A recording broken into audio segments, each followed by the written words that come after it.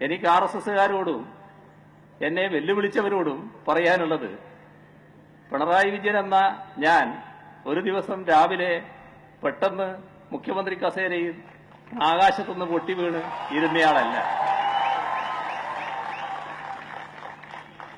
നിങ്ങളെ നേരിട്ടറിയാത്തയാളുമല്ല. ആരെ? RSSനെ. അതും നിങ്ങളെ കണ്ടുകൊണ്ടും അറിഞ്ഞുകൊണ്ടും തന്നെയാണ് എന്റെ ഇതേവരെയുള്ള രാഷ്ട്രീയ പ്രവർത്തനം നടന്നിട്ടുള്ളത്.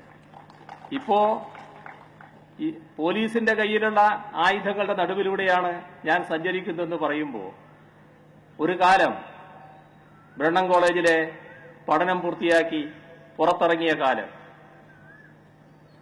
ആ കാലം ഈ പറയുന്ന RSSകാർക്ക് അറിയില്ലെങ്കിൽ പഴയ RSSകാരോട് ചോദിക്കണം. അന്ന് നിങ്ങളുടെ കയ്യിലുള്ള ഊരിപ്പിടിച്ച കത്തിയും ഉയർത്തിപ്പിടിച്ച വടിവാളുകളുടെയും നടുക്കുകൂടെ തന്നെ ഞാൻ നടന്നുപോയിട്ടുണ്ട്.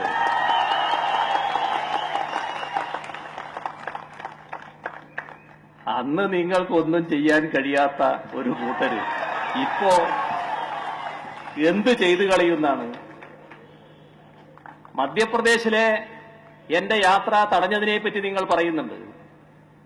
ഒരു മുഖ്യമന്ത്രി സ്ഥാനത്തിരിക്കുന്ന ഒരാളെന്ന നിലയ്ക്ക് ഒരു സംസ്ഥാനത്ത് ഞാൻ ചെല്ലുമ്പോൾ ആ സംസ്ഥാനത്തിലെ ഗവൺമെന്റ് പറയുന്ന കാര്യങ്ങൾ അംഗീകരിക്കുക എന്നത് ഒരു മര്യാദയാണ്. അതൊരു മുഖ്യമന്ത്രി സ്വീകരിക്കേണ്ട മര്യാദയാണ്.